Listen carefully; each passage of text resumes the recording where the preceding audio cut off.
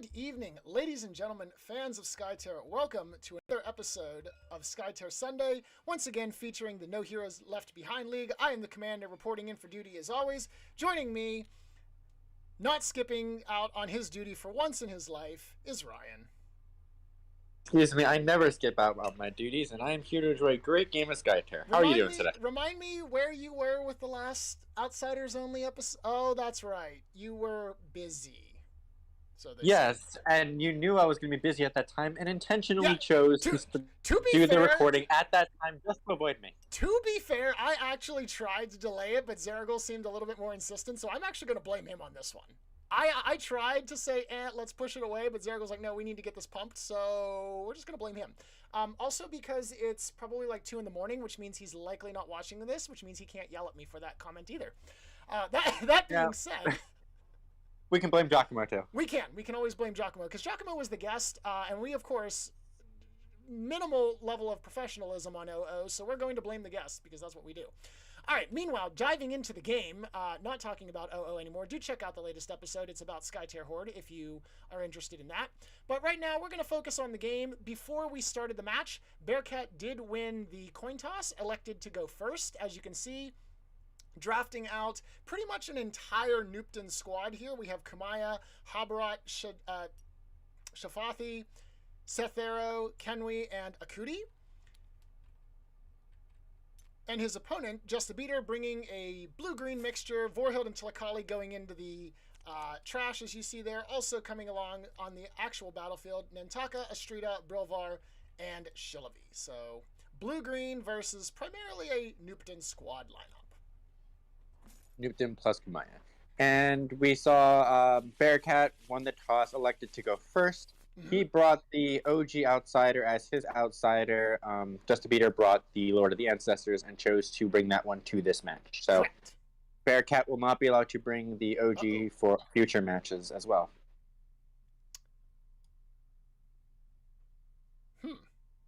And it's... wait. Like, never mind, we're good. It looks like Bearcat is a man out for RG's heart and elected not to bring Kenwi to this match. You love to see it, really. Although, that being said, I still think he's at a bit of a disadvantage here, given the fact that he's primarily brought yellow, and yellow is in a bit of trouble. Although, I guess if we go by the actual statistics that we have from No Hero Left Behind so far, we actually find that the blue team is struggling the most. Something that I really didn't see coming, given that blue did get some assistance, not nearly as much as the green squad, of course, but there were some blue-green cards that very impactful in the game so far. So we'll have to see how this plays out overall. Of course, our victory conditions, we do have 2 aggressive kill objectives in the Onslaught and the Tamer, but there is the right tower breach, which Bearcat does have the advantage for in terms of lane 1 versus lane 2. And we'll have to see how that plays out in the strategies. Yeah, we were talking about this a little bit before about, yes. Talking about how blue is not in a great place at the moment right now. And when we were talking, that's a bit weird considering all the new stuff they got. And so kind of going through that a bit, I mean, while blue-green did get some new stuff, I think some of the good blue-green stuff is really reliant on green, like Vorhild's Oath. Mm-hmm. And I think Golbjorn's Betrayal and the whatever the 3-mana one is that does like a lot of good minion control, the only really good ones in blue-green, while red-green has like Exhume, Explosive Intervention, Akimo's Oath is nuts. Yes, it is. And the blue-green one that's the 3-mana one is really only good in control matchups, while the Betrayal is mostly good just for aggro matchups. So I feel like even though they did get some good stuff, definitely didn't get as much as some of the red greens. Obviously, Vorhild's Oath is great too, but you need pillars for that. Right. And there's only one pillar generator by default on JustABeater's team. We're going to call him Jab again, just because it's shorter. And so, all right, we're going to start off the match here. Akudi going first with the move, worship, and attack actions here. Oh, no, we're going to go with Whisper of Nupton, which will allow Akudi to slide into the cover hex, I assume. She's already moved, so she can't make it into the dome. Or lead, of course, might also be the option here. So setting this up very nicely for a defense, knowing that Astrida will most likely come to apply pressure to this lane, being able to have Akudi defend by eliminating both minions and using a lead action here will prevent early destruction of the tower. Yeah, and also I really do like the combination of Astrida and Nantaka in the same lane. Or Astrida spawning the extra minions for Nantaka to deal a little more damage to heroes. Yes, as Nantaka is very minion reliant in becoming a powerhouse threat, though it does again require a pillar from her, and she is the only pillar generator. We don't have access to the player's decks, unfortunately. They completely disregarded Eric's humble request of sending them to us, and so therefore we have absolutely no idea what's going on in any of their decks. But we can speculate that it seems unlikely, unless they're on Nantaka herself, that we will see bonus pillars being generated from the likes of Stone Barricade or Dream of Talent. Yeah. I'll be interested to see if we see some of Vorhild's Oaths too, with Nantaka being the only pillar generator, right. But pillars likely not being as useful. Obviously, you want to have one pillar down for Nantaka to deal a lot of damage, but right. Other than that, maybe not that much else, so be interesting. Yeah, and the two heroes that were thrown away, Takali was one of them, and I actually forget who the second one was already. I think it was another blue hero off the top of my head. Vorhild. Vorhild, thank you. Okay, so more likely the pillars probably would have been on them as they are both blue-green. Okay, meanwhile, Nantaka is going to move in for the attack. We do see some -1s on the flips there. And we're going for a lead. So net of, this will most likely result in Astrida, Nantaka, and 1 minion for Jab, unless Bearcat decides to commit for some more heroes. But in that case, then JustABeater will be able to waltz right in, take control of the dome, and take advantage of the Lord of Ancestors, which, by the way, is not displaying. There we go. Is now displaying on our field. Do you know where the name JustABeater comes from? I don't actually. Please enlighten me. So, for anyone who has ever watched any anime, there's this really good anime called On second Sword thought, Art don't Online. enlighten me. On second thought, don't enlighten me. All right. No. So We have more important thing. No, we're not talking about Sword Art. Anyways, so we see Kamaya moving forward, going for the move skirmish attack. We're going to take out Nantaka as fast as we possibly can here, dealing 3 damage. Not a whole lot. We did flip double zeros there. And going to at least punish slightly the assassin for trying to control this lane. Anyway, the name JustABeater, it comes named after the main character from SAO who refers to himself as a beater as like a nickname. Well, actually, other people call him that. And the main character's name is Kirito, so we can also call him Kirito. Ryan, can we please stay focused on the game? We're not all weebs in the community here. Well, Jab is a stupid... Jab is literally the initialization. Or we can just call him JB, but that sounds like Justin Bieber, and we definitely don't want to go there. No, let's not do that. No, we're not doing that. We would not want to disrespect him like that. JustABeater, that is. We don't care about disrespecting Justin Bieber. Although, to be fair, I guess Justin probably doesn't care about us either. But, oh well. So. I feel like that'd be more disrespectful to JustABeater than to Justin Bieber. That's what I'm saying. we don't want we like JustABeater. We don't want him to feel upset. I would agree with you there. He's a nice guy. I played my Clash game against him a few days ago. You know, the community is full of swell people. Very, very nice and friendly. We are small and reasonably close-knit, that we don't have the characters, shall we say, that generally spawn up when communities start to get larger. And so it's one of those kind of push and pull kind of things. You want the community to grow, but when you do, you inevitably attract negative response. So I hope that we can grow Skytear to be large, but not so large that we become League of Legends. Oh boy, here we go. All right, so Shalavi is going to play Touch of Leothin, and I forgot to do this for Whisper of Nupton because we were a little bit distracted, but I can do this, bring up some of the cards here. So Touch of Leothin is basically going to... Where is Touch? There we go. Nope, that's Totem Slam. Wrong one. There we go. So Touch of Leothin basically is the blue version of the Whisper of Nupton. It gives a free shapeshift action, this specifically to the caster. That's going to allow Shalavi to go over, move, swipe out both of the minions with her attack action, as you just saw, and then take a lead action, applying significant pressure in lane 1.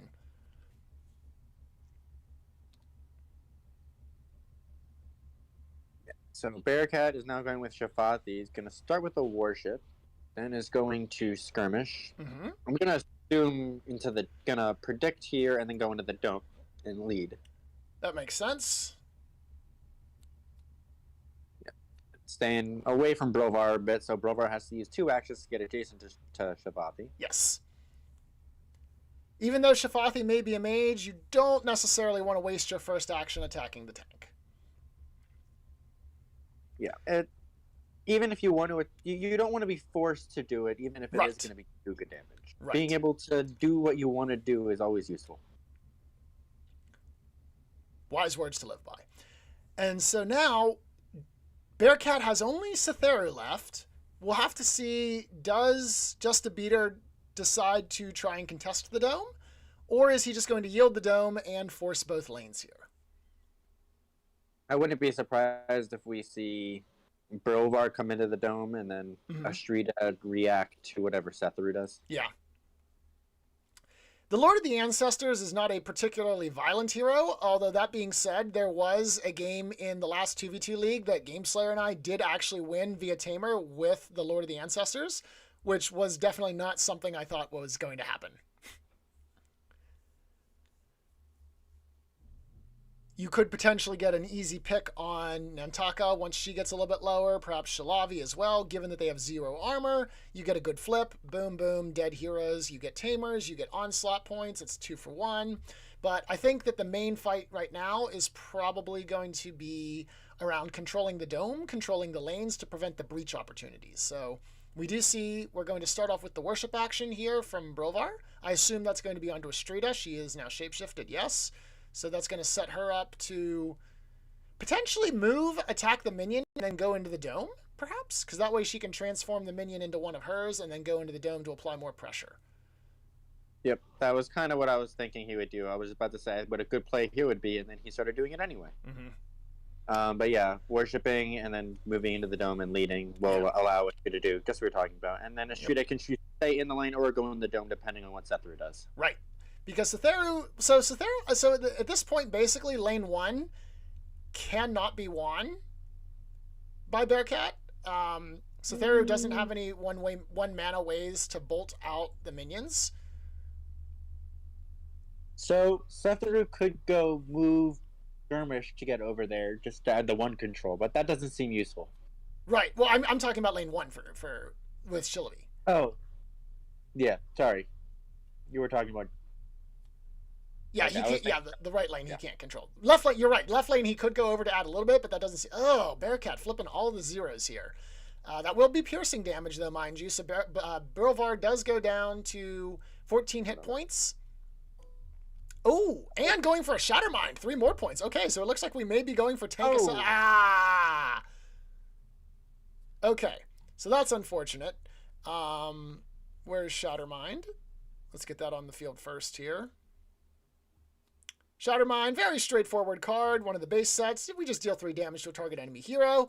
But, of course, that was immediately countered by the Psychic Shield, which will reduce the damage from power cards by 5, which means no damage from the Shattermind. Unfortunate. We do see a +3 on the Skirmish, however, there. That's going to deal a nice little chunk of damage. That does actually set Brovar up for potential assassination. Next turn, from a double mage combo, Shafathi and Cytheru could pump out enough damage just to straight up kill off Brovar. Yep, and that was a flashback on the flip. Shafathi's ultimate. Ah, okay. So that will be good to know for Jab, that he won't have to deal necessarily with the flashback unless Bearcat cycles the deck. Okay, Astrida going for the skirmish, going for the attack on the minion. There it is. Yep. Ooh, flipping the +3 there, though. You hate to see that one. And that's the Psychic Shield. Ah, all right, there we go. That's 2 Psychic Shields down, so most likely there's a third. You would assume so. So we have the minions spawned. Makes sense. Now, does Astrida go and allow lane 2 to be tied, lane 3 to be tied, or, okay, she's staying put. So in this case, she'll give up lane 3, the dome, in exchange for winning lane number 2.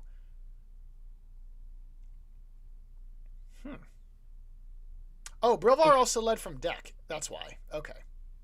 That makes sense then. Yeah. Brilvar led from the deck, so lead from hand, I would have been confused there, but the lead from deck, yeah, that definitely makes more sense. Oh, yeah. I was going to say Shafati left from deck too, but that was predicted. Right, yeah, so technically from deck, but we know we have the, well, we don't have the information. Bearcat has the information. That being said, though, could be a bluff. Would be pretty funny if it was. All right, it's time to do math, I think. Not likely to see any play. Oh, no, it's not time to do math as Bearcat has popped the Skytear Flex. What is he going to do? Kumaya has 1 mana. Shafati has 1 mana. Oh, we're going to play Nightmares Incarnate. Very nice. Okay, interesting choice of Flex. But that does mean that the lane gets neutralized. Except that Nantaka played a Safeguard. Oops. All right, so Nightmares Incarnate would deal 3 damage to the target enemy, but unfortunately, Safeguard is going to shut that down by not allowing friendly adjacent minions to be damaged. So, JustABeater actually doing very well on the counter cards here, being able to negate pretty much everything Bearcat wants to do. So that'll be... Oh, go ahead.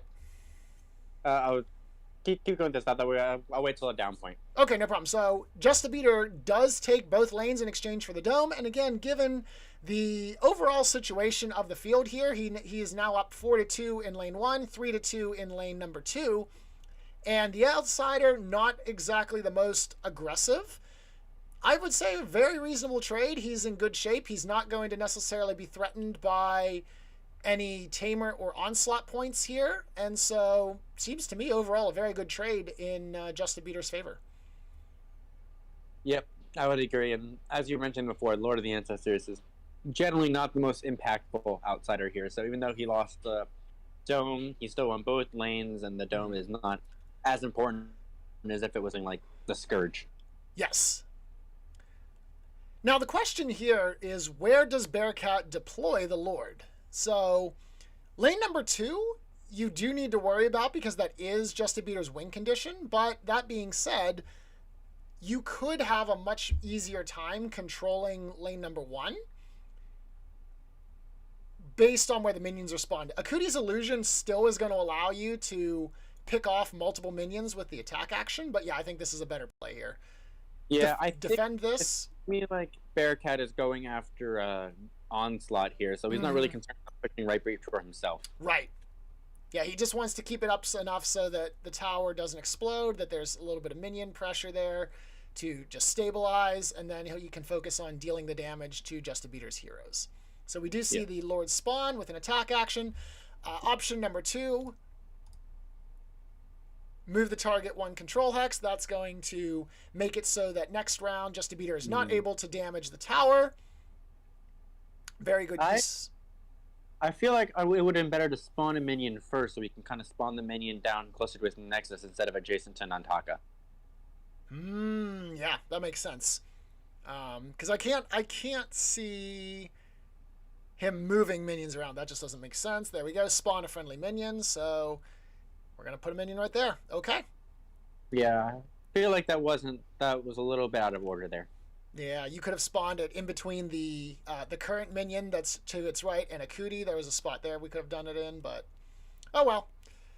Yep. Let's see what happens. We're going into round number 2. Yeah. And so yeah, it was last turn we saw that that flux play. It always feels bad when you use the flux for something and then it gets countered. Yes.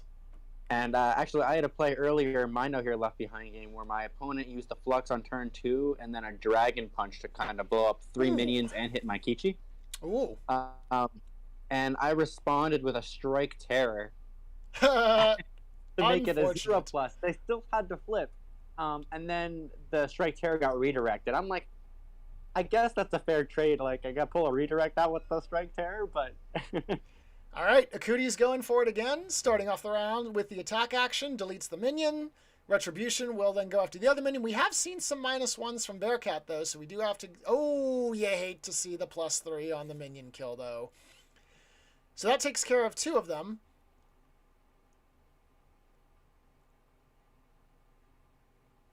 The minions are now... It is essentially a lane-free minion now for JustABeater for right now. He does need to spawn more. He lost 1 from the Outsider activation, then 2 more to Akuti's Retribution. But now Akuti's just kind of there. Does she... Obviously, I assume one of her actions is going to be lead, but the last one, does she reposition herself? Does she move her illusion to perhaps provide Cytheru with armor? All right, we do see the lead action coming down. Lead from the deck, interestingly enough. Okay, very nice. So my thing here is, what do you think Shilby is going to do? You think Shilby is going to keep trying to push that lane and start threatening Nexus, or you think Shilby is going to run in and start attacking those mages? Well, she can't get... She could run... Well, yeah, because you can do a slow push right now. You could guarantee that the tower basically explodes if you overload it, and that sets you up for a potential turn 3 Nexus play. But on the other hand, Cytheru... Well, Cytheru's sitting right there. You can move, skirmish, and attack him, and Cat Scratch Fever is going to do a lot of damage. So that's also appealing. That Akuti Illusion, not providing him with armor, is actually making that a very appealing target.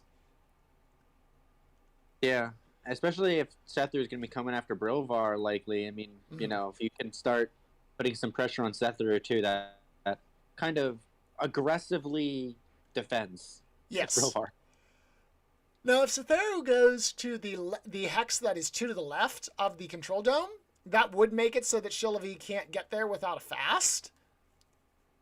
But then Cytheru's kind of... Well, no, actually, because Nantaka wouldn't be able to see the minions to deal the extra damage from Nantaka, so that's actually not the worst play in the world. Yeah, I think if Shilby is going to do that play, Shilby should do it, you know, now. Yeah. Even though it is tempting to kind of wait and see where if Shilby should go for the lane or the dome, if Cytheru moves away, it kind of makes that option not an option. Right. So you could potentially with Shilby... no, never mind. That's 3 actions. Okay, so never mind. Unless she has another Touch of Leothan, that would potentially set you up. You could hide in the cover hex and get ready to attack round 3 while the tower's already destroyed. Yeah. I think it's going to depend. Let's see. You could also go, like, Speak with the Spirits, too. Yes, that is also an option as well. So let's go ahead and move the coin over to round number 2 there. Yeah. The other thing you could do is wait to Shilby, and then if Cytheru or Shafathi comes into the lane, he can go after them, and then if not, he can just push the lane. Right. Yeah, at this point, I think Bearcat seems to likely be going for the onslaught, as you commented. I think JustABeater, I think, wants to commit for the right breach play here, as his heroes are not exactly the... Well, that's not true. It's hard to say. There is minor chip damage on Nantaka, and Brilvar is at about 11 hit points here. If there's another direct damage card, there is potential for a Brilvar kill here. Let's see what happens. All right, Astrida's going to go here, though. Okay, so Astrida's going to hide in the cover hex, flip over a minion, and then lead, I assume.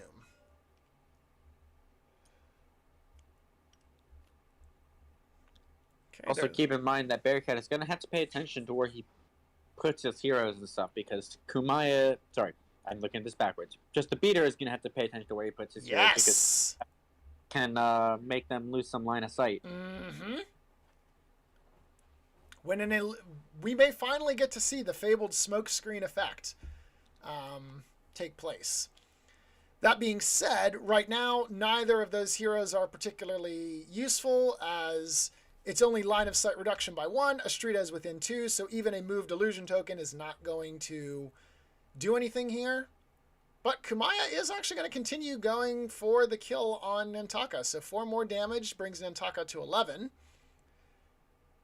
Do we go for the triple flip here? Skirmish and the worship action.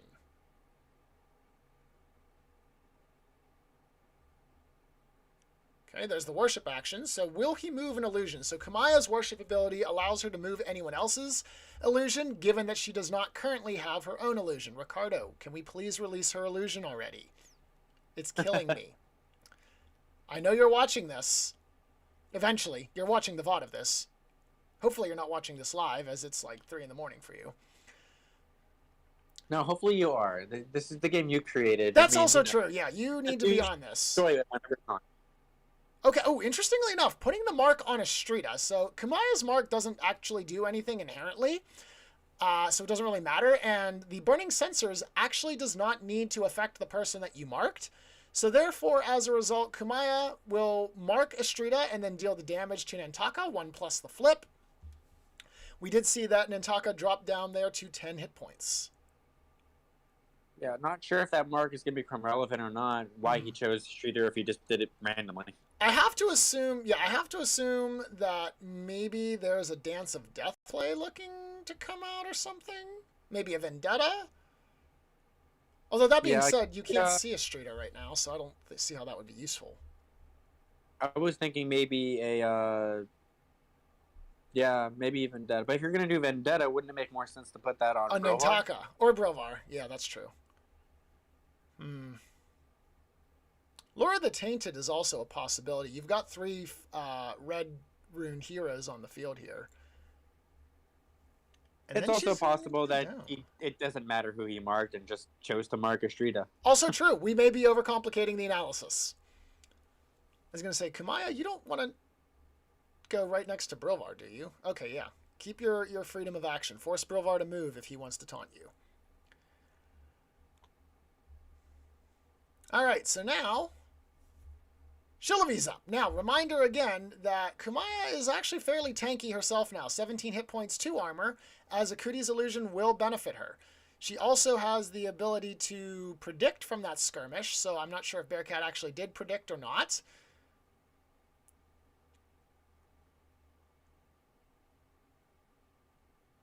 So what does Nantaka do? Do you think Nantaka just attacks a minion, moves attack minion, or do you think Nantaka is going to go after Akuti? Well, Akuti does have 1 armor right now. There are a couple minions on the field, so Nantaka will do a little bit of damage on the attack. She does only have 9 HP, though. If she moves up to attack Akuti, that makes her very easy prey for a Shafathi counterattack. You know what would be a really cool play is if he'd worship, put a pillar down next to Astrida, worship Astrida, and then use the Vorhil's Oath so Astrida could attack and spawn a minion again. That actually would be pretty good. Astrida's at 12 HP right now, so going down to 10 HP, not really necessarily in any immediate danger, given that she's in the bushes, so very difficult to see. Yeah. Shafathi could use 2 actions to get over there. Right. As of now, you would have to use the move and the skirmish in order to get to Nantaka. Let's see what happens. We do see Nantaka going here. Going for the worship. Okay, so... Where's that pillar going to go? Is it going to go next to Astrida? It does go next to Astrida. Okay, pillar goes right there. And, more importantly as well, where's the shape? Yeah, and the shapeshift has gone on Astrida as well. That seems highly likely. Skirmish. Will you target Akuti? Probably not. No? Okay, so you are now within range of Shafathi. Oh, but the Bewitch play. Okay. All right, I respect it.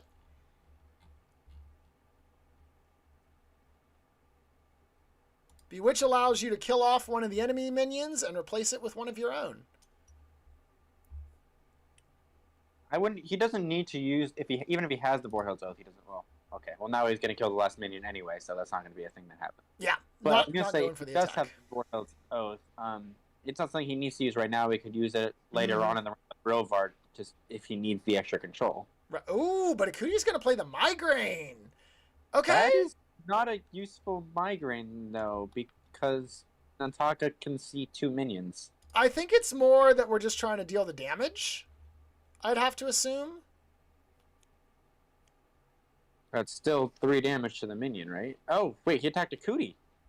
Yeah, he attacked Akuti. Okay, so that's a little bit more. That makes a little bit more sense then. Yeah.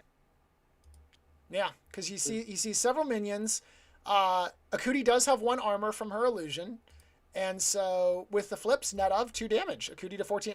And so now Nantaka is at 7 and is in range of a lethal attack here. Here comes the attack action from the Shifathi.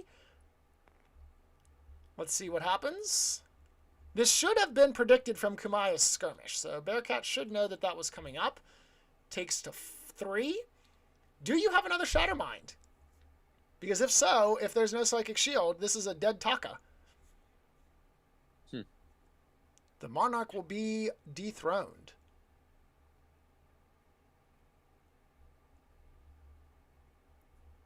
I'm also interested if part of the reason he chose to attack Akuti instead of the minion is because he does have the Vorhild's Oath.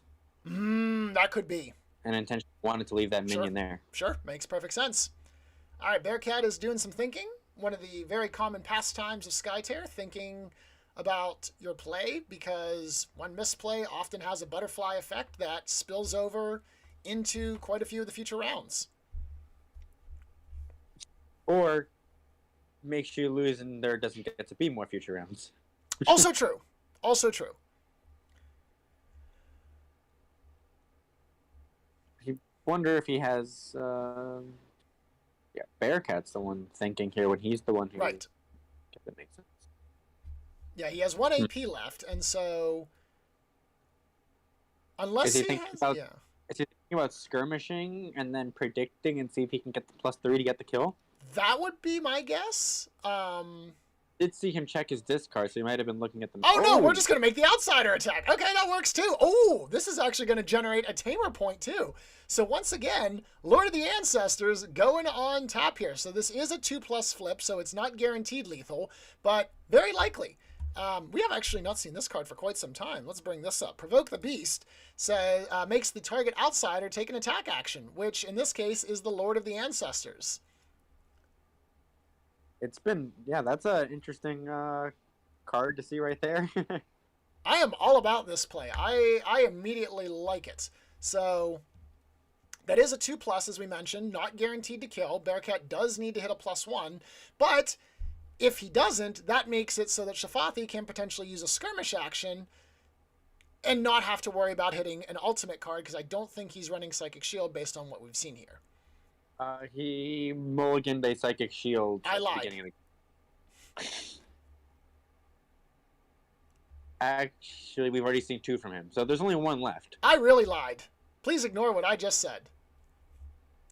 But he also has 3 ultimates left as well. So Okay. there are 4 hits and 14 cards. He does have 3 cards in hand, so 4 to 7.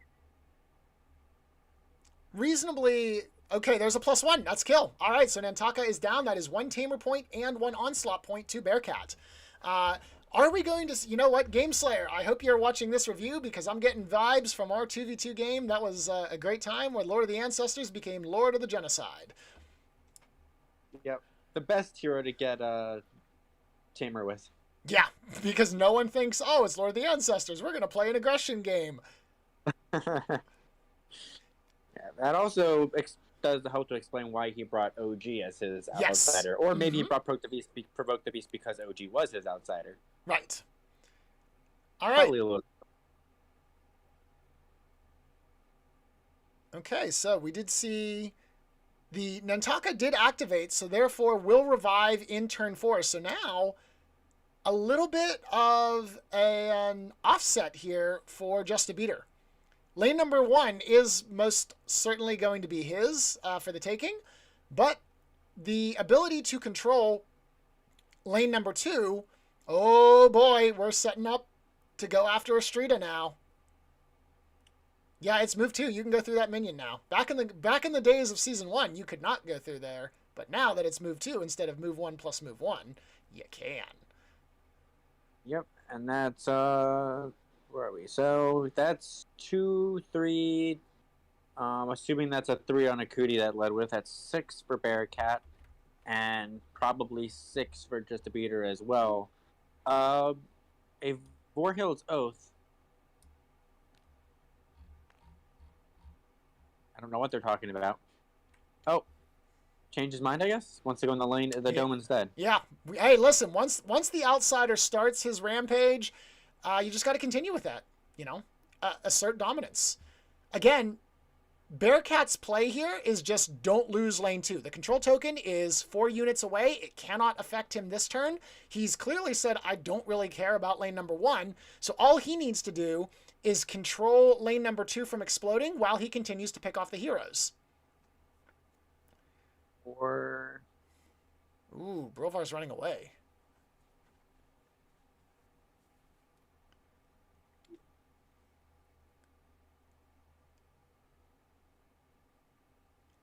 So the interesting thing here is that although he does have 2 heroes in the dome, neither of them have led, which means that it is possible for Shalavi to just run into the dome and lead, and then win the dome versus the 2 of them if Satheru steps out without a lead.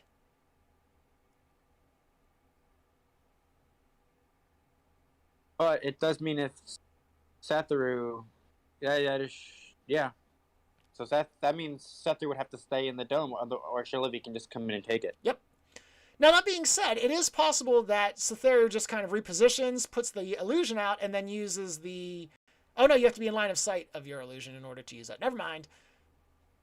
That is one of the few abilities that is not within 3. But... And there's the Vorhild's Oath. Okay, Vorhild's Oath. So I have to go up and scroll this because I continue to forget to program the new cards in. So Vorhild's Oath, you remove a pillar from the battlefield, and then you get to choose another hero to take an attack, skirmish, move, worship, or lead action. So in this case, based on what we've seen, we are going to see the Astrida effect, Astrida down to 10, and now Minion City. I'm not sure why Brovar had to move there to do that, though. Yeah, you don't need to be within line of sight of the pillar. Whoop. Okay.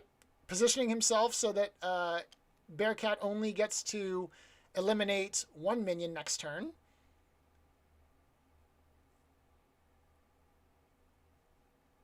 Assuming that Brovar is not dealt with by the mages.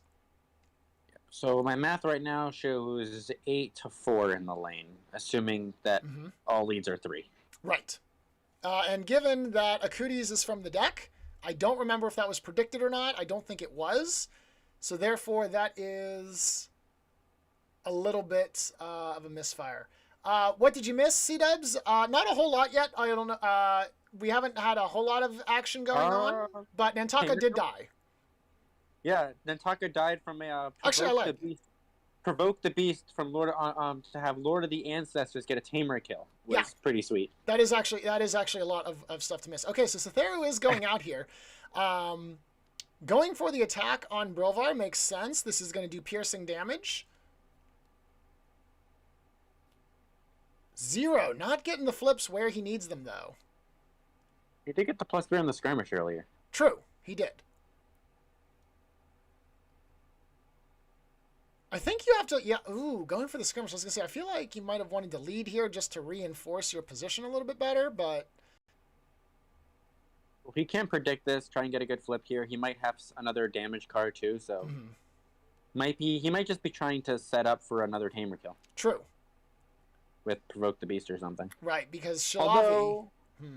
Although Provoke the Beast to have a tamer kill on Brilvar is questionable. Yeah. That's gonna, No, okay, we're just gonna blast Satheru magic damage away. Okay. That is 1 more damage, sir. You have to take 4. Oh wait, no, Satheru's illusion's not out. Never mind.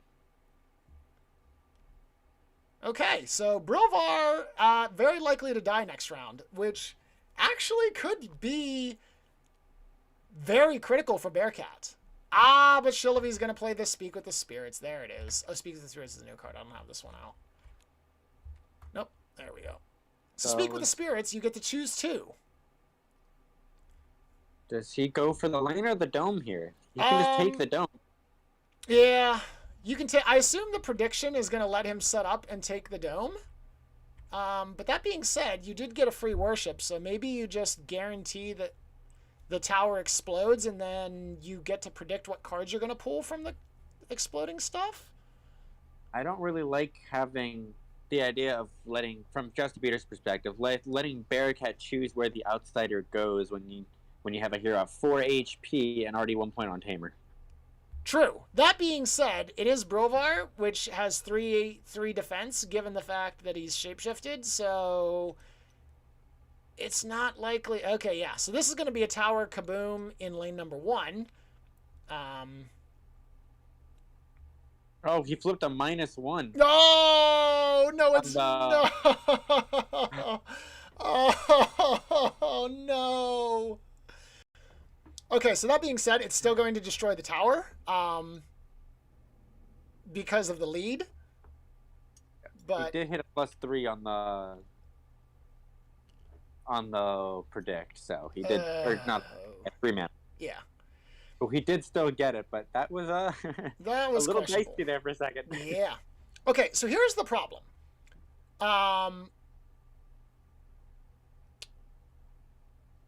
Yeah, Bearcat can now get this Lord of the Ancestors right next to Brovar. Yeah. So the problem here, is Bearcat basically loses at the end of turn 3. Unless he gets Tamer or Onslaught. Yeah. So he basically has a 1-turn timer here. Now the good news is, JustABeater does only get 3 hero activations, and Shillavy's kind of too far removed from the action to really do too much unless Dance of the Predator comes into effect. He just led with Dance of the Predator Nope. as that predicted lead from Then Speak the Spirit. that's not going to happen then.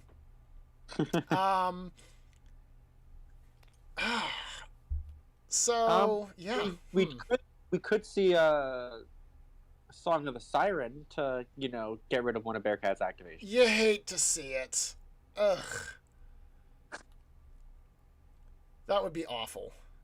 Also, Call of the Queen was led with by Shrita, but Nantaka is dead. Yeah, Nantaka is dead, so the only calling she's going to be doing is to the funeral director.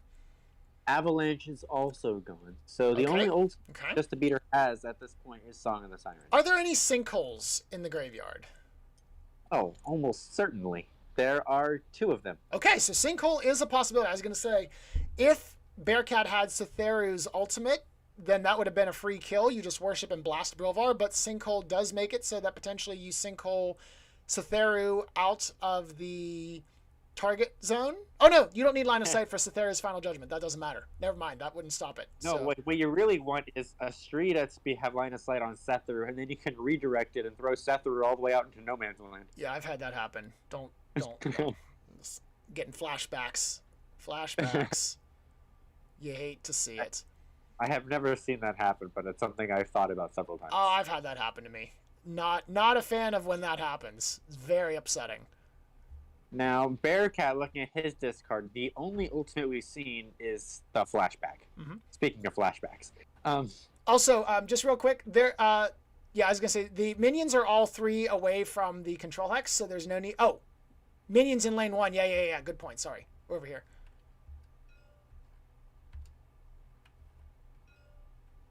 Yeah, they got to snap the minions. Thank you for that point there, C-dubs.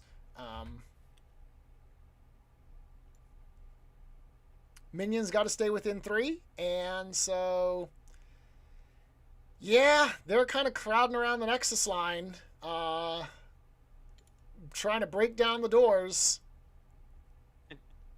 And Shillavi can just leave because there's 6 of them, which means that Nexus explodes, guaranteed, unless Bearcat stops them, or unless Bearcat wins here. Which, to be fair, is totally possible. Okay, so Outsider skill number 1 is going to be spawn the minion, so we're going to put out a minion. You know what would be really cool? Enlighten us. Enter the Void Palace. Yes. It would. I don't know that would help us here. It would be cool. Yeah.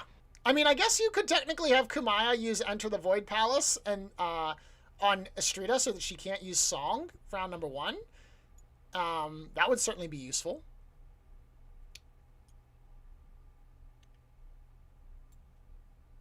Okay, so we did use the spawn the minion command. So again, lane number 2 is perfectly stable here at this point. Obviously, that can change in the round phase.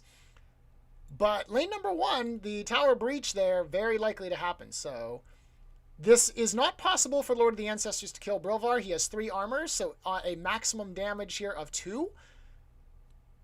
But we're going to go for it anyways, because why not? +1, no damage. Yeah, Brilvar is in fact shapeshifted. Yep.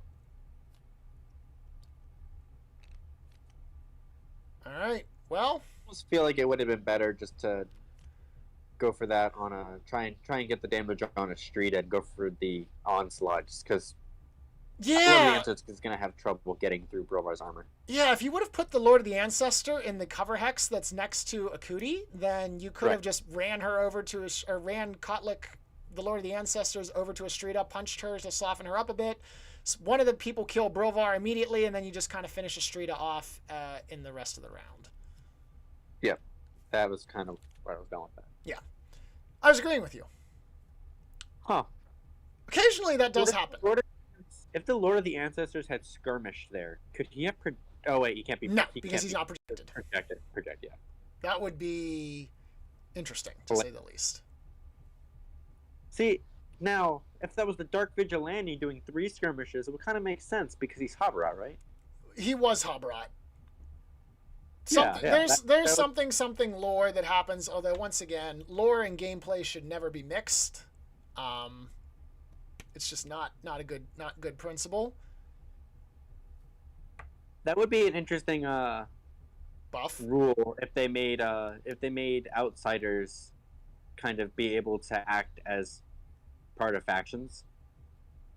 Season 3 changes, boys and girls. Let's do it. Scourge might make Habarat, Dark Vigilante more played also with Shafathi's illusion. Yeah, get a lot of get a lot of damage that way. Yeah, DV got screwed from the skirmish changes, unfortunately.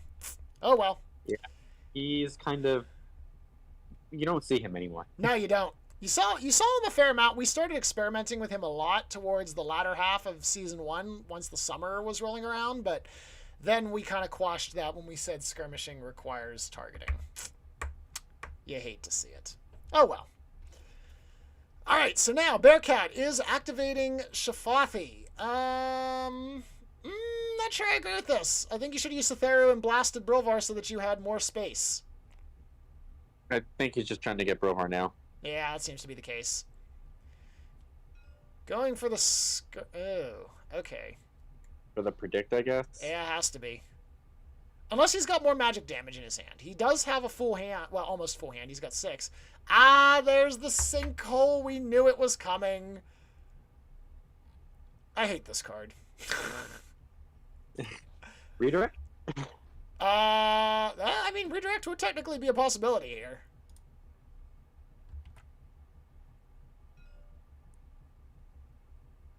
Show me sinkhole.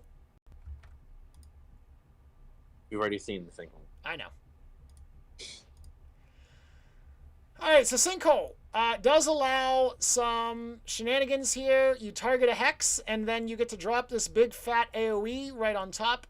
So as long as the AoE overlaps the target hex.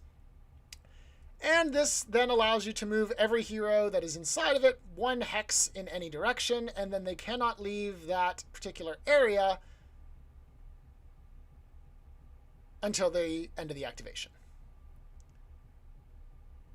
That being... Oh, no, he probably targeted Brilvar. Yeah, so that'll fizzle the skirmish action because most likely Shafathi is going to get kicked into the dome. He targeted Shafathi's hex. Okay. Is there any sort of redirect action? Nope. Doesn't look like. This would be a good time for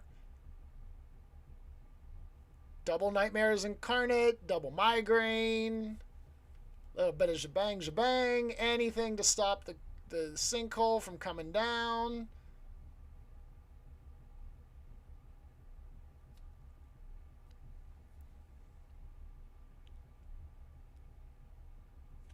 I kind of like putting it just right on Shafathi's hex. Then you can move the Lord in between Shafathi, and Shafathi just kind of gets trapped in that one. Yeah, I think this was a misplay by Bearcat, honestly, activating Shafathi instead of Satheru.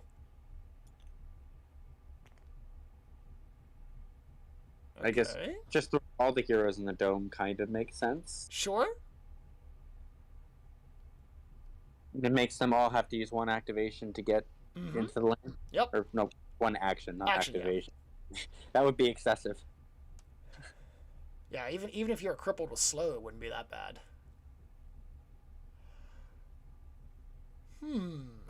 Okay. So you can't move. Your skirmish got canceled. I don't know what Shafathi does here.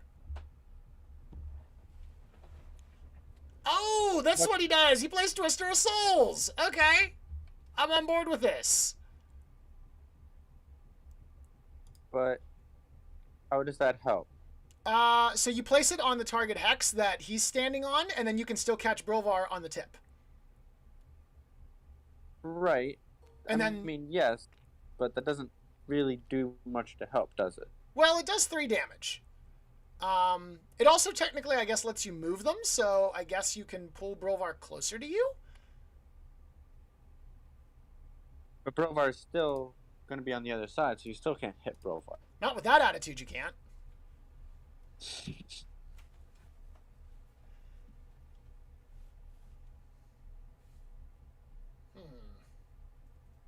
He picked it up. I think he thought it was he could move friendly heroes with it. Ah, okay, so he was looking to potentially take a little bit of damage since all of his heroes are at full HP, basically. Right. I think he was looking to move himself in back into range.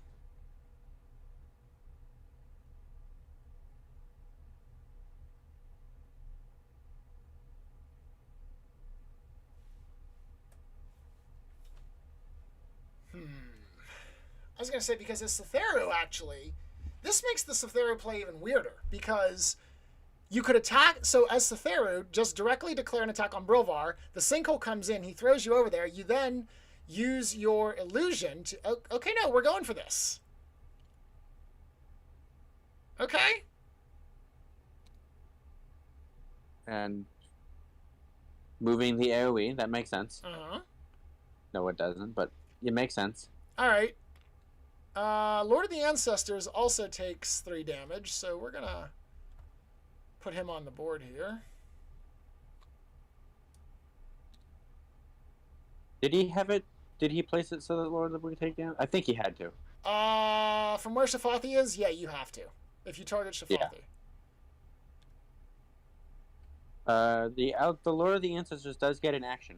Yes, from the retaliation.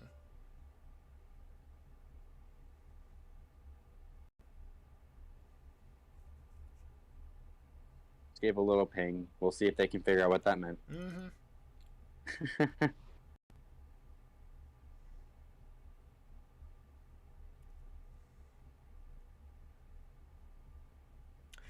Yeah, it's a shame he didn't start beating up the Lord earlier, because that could have been potentially another kill condition. You could have... Okay, so you're... see, yeah.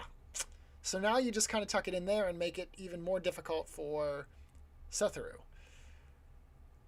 Yeah, I honestly, I don't know how Bearcat does enough damage to both Brilvar and Astrida. I mean, if he... Well, now Brilvar is going to move away, not as much. I was going to say, if he has another Provoke the Beast, he could try and, if he hits the +2, gets the kill. True. That seems awfully risky. C-Dub says, couldn't he swap with his illusion after the skirmish to be adjacent to Brilvar? I assume not. I assume the reason you can't do that is because it was be canceled. Yep, the sinkhole means you can't move where that illusion is. Oh, yeah, also the fact, yeah, the sinkhole was down, and the sinkhole perimeter didn't include the illusion. Right, you couldn't do that because of the sinkhole. Right. Otherwise, that would have been a pretty sweet play. Yeah. would have meant that you could ended up attacking potentially there to try and go for the flip kill. Also, the skirmish never resolved anyway, so I don't think that would have worked. Right, that's what I mentioned because the skirmish was canceled, so you wouldn't get the resolution. Yeah. So it's basically But like would a two card thing. Woody? Tape. Also, do we know if Shafati ever did the predict? Because the predict still should have happened. Right. Because that's on declaration. I don't, to be honest, because I've generally been keeping my camera zoomed in on the board so that we can see what's going on. Yep. So. Well, if not, he missed it. Yep. Yeah, I have no idea.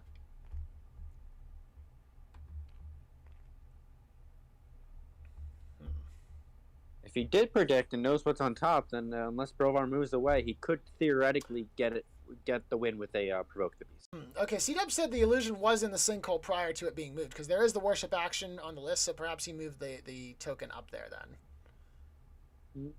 I don't remember where it was. Well, let's see. Oh, because he did worship. Yeah, I don't know where he moved the illusion to. Actually, luckily, I think it was right under Brovar. So, yeah. It was to the right of Brovar. Yeah. Luckily, the magic of YouTube lets us rewind. And so, yeah, that is a good point. I have to assume because the skirmish was canceled that's why he's not allowed to swap. The swap, it does say on his card that it happens when he resolved the skirmish action. And he did not resolve it. Yes, it was canceled. Yeah. Feels bad. But the predict is undeclared, right. So if that does still happen, theoretically. Yes.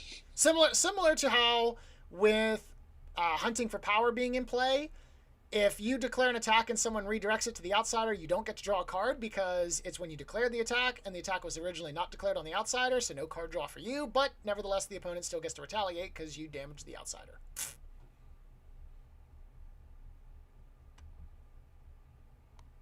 So, Shillavi. Okay. That's an interesting one. I mean, at this point, Shillavi just kind of runs in and does whatever. Yeah, I don't know if I like just giving him another target though.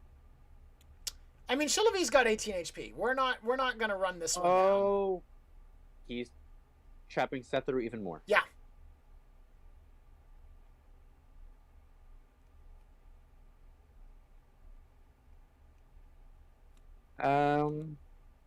Yeah, but again, you're now leaving Brovar at 1 HP right next to Lord of the Ancestors when you know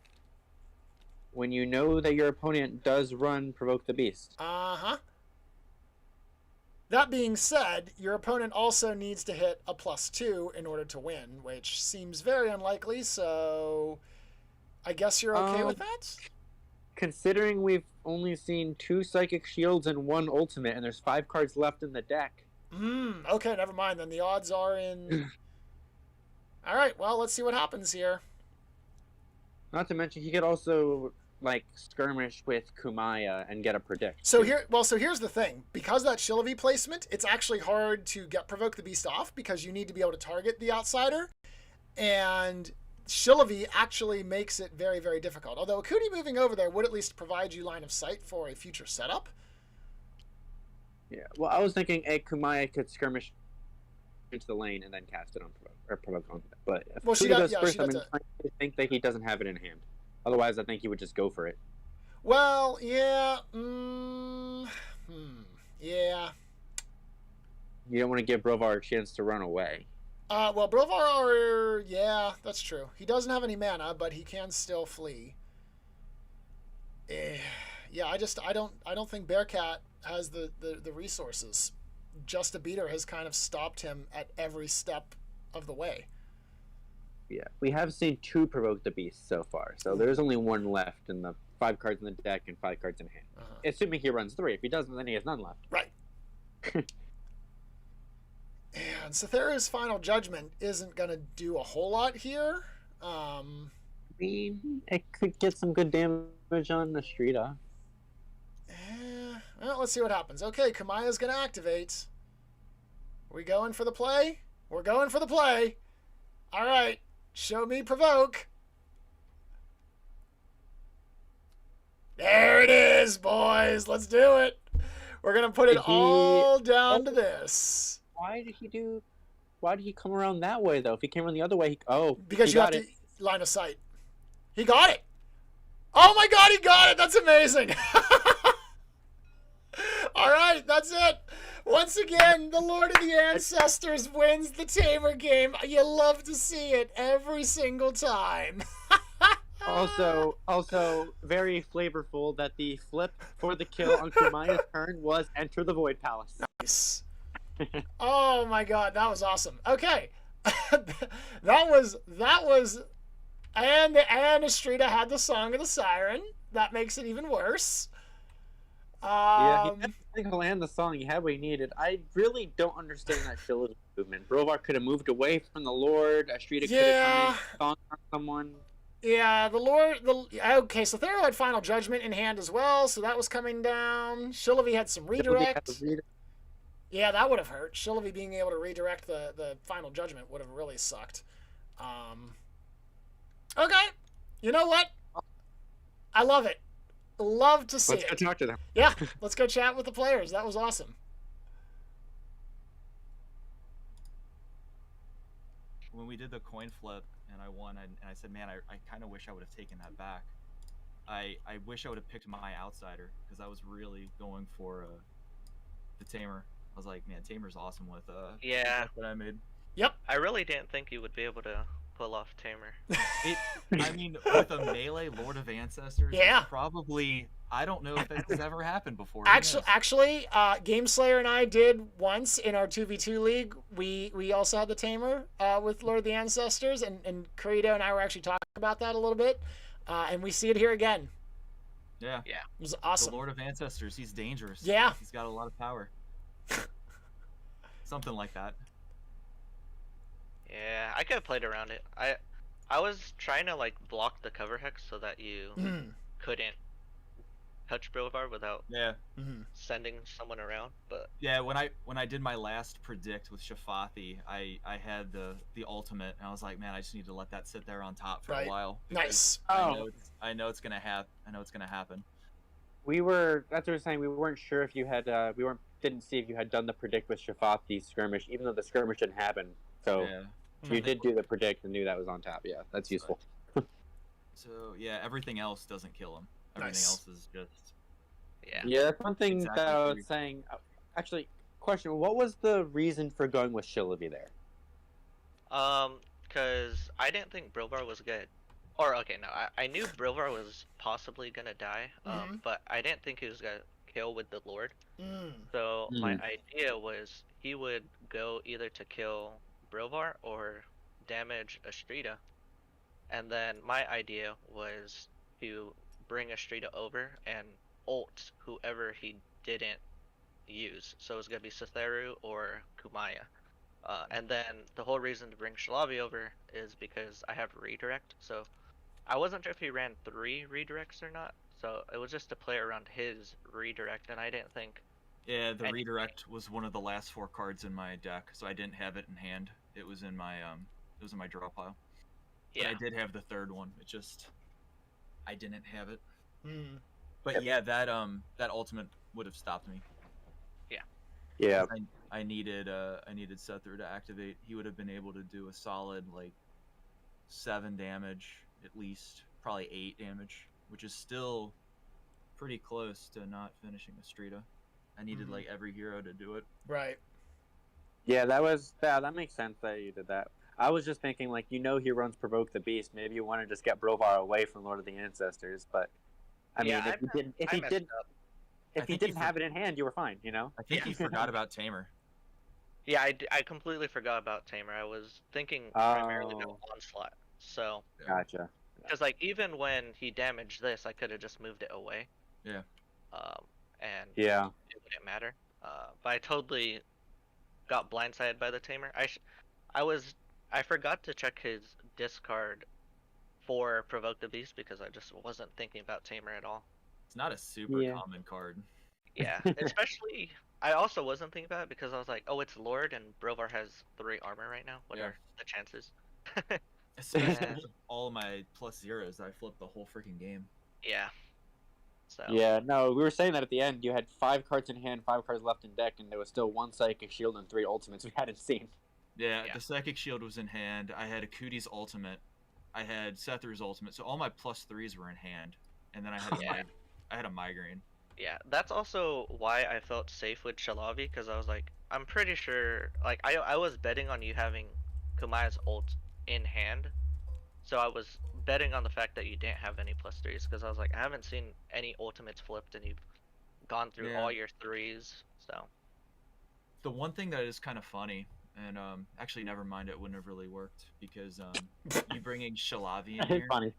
like I could have been like, all right, well I just get another turn. I'll send Kumaya over here and worship, and I don't lose. But then again, I'm also in trouble over here too. Right. This one- You mean lead.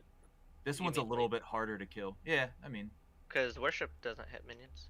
because I would have went 1, 2, 1, 2, 3, 1, 2, and then led. But I could have. I wasn't even thinking about being able to survive. Hmm. But you bringing Shalavi over here set me up where I could have at least protected the Nexus. Yeah, it's easy to forget about Tamer because Tamer rarely happens, and then you see Lord of the Ancestors, you kind of just discount it. Yeah, they were both Provoke the Beast, I think. Yeah, they were. Yeah, They were.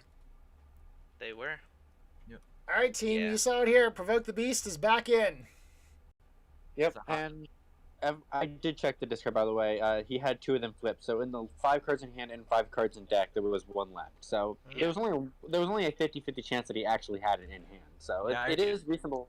It is reasonable to play. I'll say, if he has it, I lose. If he doesn't, I'll try to win this way. So Yeah, I even if you remember- did know it, that wasn't an unreasonable way to play. I remember you commented when the first one either got flipped or I led with it. And you're like, "Oh, that's an interesting one." Yeah, yeah. I was like, oh, that's a fun one. Yeah, not many yeah. people played after it got the nerf bat, where it was no longer piercing effect if a mage cast it and whatnot. So it's good to see Yeah, it back. which works okay actually because Yeah. I mean it was like a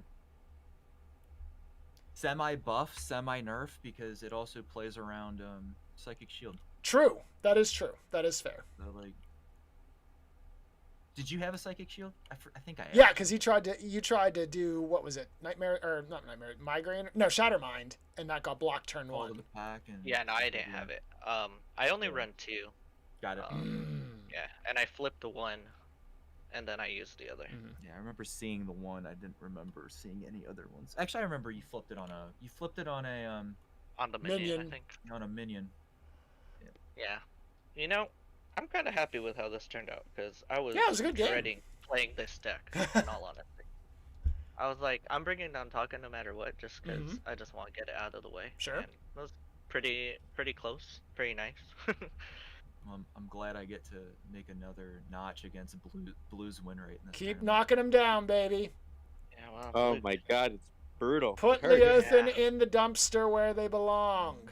I'm getting very Yes. close to having to use the blue heroes. I haven't used any of them yet. Yeah, Well, I that- definitely threw to ruin Blue more, Exactly. It's a good move. The 500 IQ play.